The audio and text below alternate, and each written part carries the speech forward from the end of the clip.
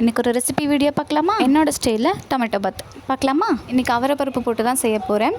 Cooker வச்சுட்டு 2 spoon நெய், கொஞ்சமாக எண்ணெய் போட்டுட்டு பிரியாணி ஸ்பைசஸ் எல்லாம் ஆட் பண்ணிக்கிட்டு வெங்காயம், பச்சை மிளகா போட்டு நல்லா கிளறி விடுங்க.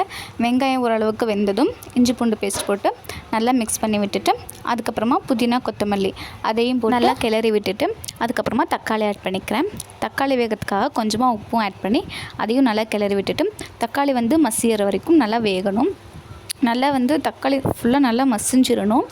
அதுக்கப்புறமா மசாலாலாம் ஆட் பண்ணிக்கலாம். என்னென்ன மசாலா ஆட் பண்ணியிருக்கேன்னு பார்த்தீங்கன்னா, மிளகாய்த்தூள், மஞ்சள் தூள், தனியா பொடி, கரம் மசாலா, சிக்கன் மசாலா, பிரியாணி மசாலா இதெல்லாம் ஆட் பண்ணி நல்லா மிக்ஸ் பண்ணி விட்டுக்கோங்க. மசாலாலாம் நல்லா வெந்து வந்ததும் எடுத்து வச்சுருக்க அவரைப்பருப்பையும் ஆட் பண்ணி நல்லா மிக்ஸ் பண்ணிவிட்டு தேவையான அளவு தண்ணி ஊற்றிக்கிறேன். தண்ணி கொதி வந்ததும் அரிசி ஆட் பண்ணிக்கிட்டு லிட் க்ளோஸ் பண்ணி ஒரு 2 விசில் வரைக்கும் விட்டுட்டு விசில் நல்லா போனதுக்கப்புறமா ஓப்பன் பண்ணணும். விசில் வரதுக்குள்ளேயும் தயிர் பச்சடி ரெடி பண்ணிடலான்னு சொல்லிட்டு ரெடி பண்ணிகிட்டு இருந்தேன்.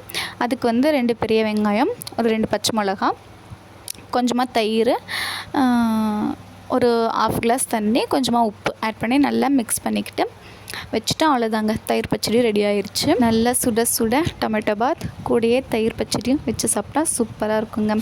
செஞ்சு பார்த்துட்டு எப்படி இருந்துச்சுன்னு கமெண்ட்டில் சொல்லுங்கள். இந்த மாதிரி மோர் வீடியோஸ் பார்க்க ஐடியா ஃபாலோ பண்ணிக்கோங்க. அப்படியே யூடியூப் சேனலையும் சப்ஸ்கிரைப் பண்ணிக்கோங்க. நெக்ஸ்ட்டு இதே மாதிரி நல்ல ரெசிபி வீடியோலையோ இல்லை நல்ல ஒரு விலாக்லேயோ பார்க்கலாம். பாய்ங்க.